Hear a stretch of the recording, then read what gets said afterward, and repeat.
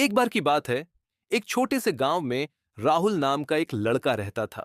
उसे ड्राइंग बहुत पसंद थी, लेकिन उसके पास अच्छे रंग और पेंसिल नहीं थे। एक दिन उसे जंगल में एक बूढ़े बाबा मिले। बाबा ने उसे एक जादुई पेंसिल दी और कहा, जो कुछ भी तुम इस पेंसिल से बनाओगे वह असली हो जाएगा। राहुल ने सबसे पहले एक आम का पेड़ बनाया और वह सचमुच उग आया। फिर उसने अपने गरीब दोस्तों के लिए खिलौने और किताबें बनाई। जब राजा को इस जादुई पेंसिल के बारे में पता चला, तो उसने इसे छीनने की कोशिश की। लेकिन राहुल समझदार था। उसने पेंसिल से एक बड़ी दीवार बनाई और राजा को रोक दिया। राहुल ने सीखा कि रचनात्मकता और अच्छाई से किसी की भी मदद की जा सकती है। लेकिन राहुल समझदार था। उसने पेंसिल से एक बड़ी दीवार बनाई और राजा को रोक दिया। राहुल ने सीखा कि रचनात्मकता और अच्छाई से किसी की भी मदद की जा सकती है। जंगल में एक क्रूर शेर रहता था, जो रोज एक जानवर को खा जाता था। सभी जानवर बहुत डरते थे।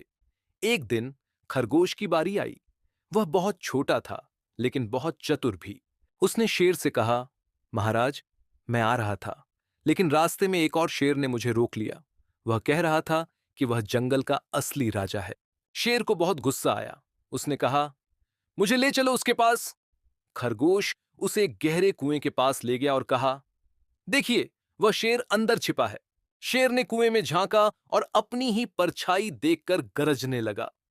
उसकी गूंजती हुई आवाज से उसे लगा कि दूसरा शेर भी गरज रहा है।